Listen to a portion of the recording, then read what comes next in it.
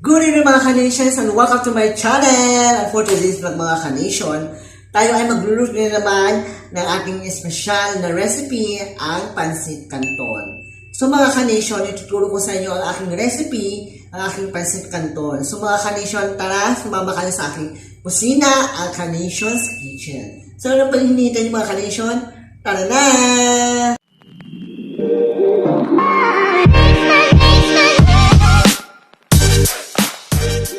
Mga ka-nation, narito ang mga sakap na kakailanganin natin dito sa ating kusina, kaya simulan na natin ang pagluluto.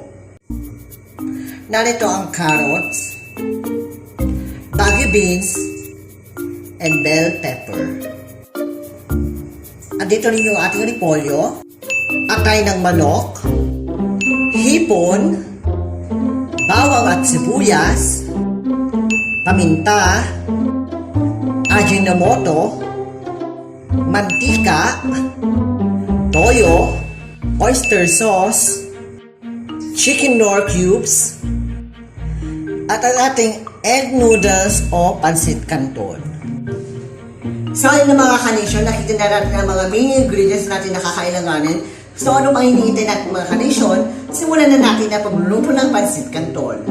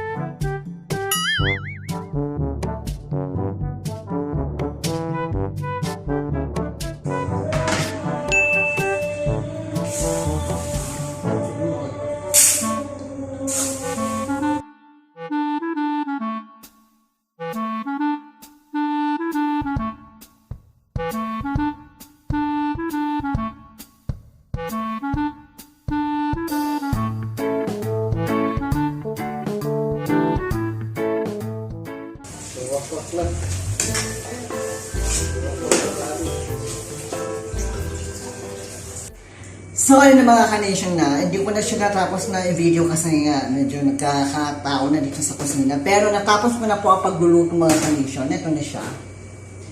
Isang wok. Ayan, isang wok mo siya. Ipapakita ko po sa inyo yung output nito, yung kinalabasan ng ating niluto. And I hope na nagustuhan yung mga kanation.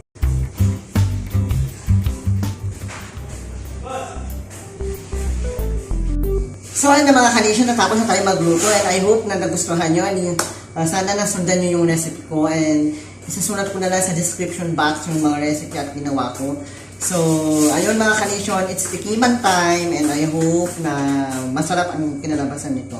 So, hanggang sa muli mga kanation, kung ikaw ay bago pa lamang sa aking YouTube channel, don't forget to subscribe, like at i-click ang notification bell para lagi kang updated sa mga videos na aking nilalabas. Hanggang sa muli, paalam!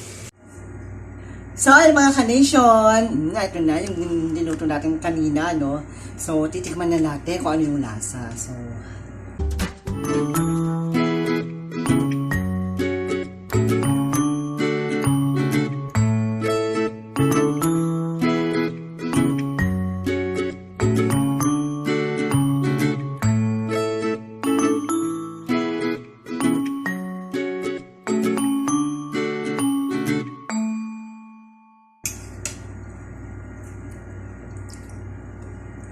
ano mga kanation, napakasarap. So, subukan nyo na ito mga kanation, yung recipe na to, and sana magustuhan nyo. Hanggang sa muli, bye-bye!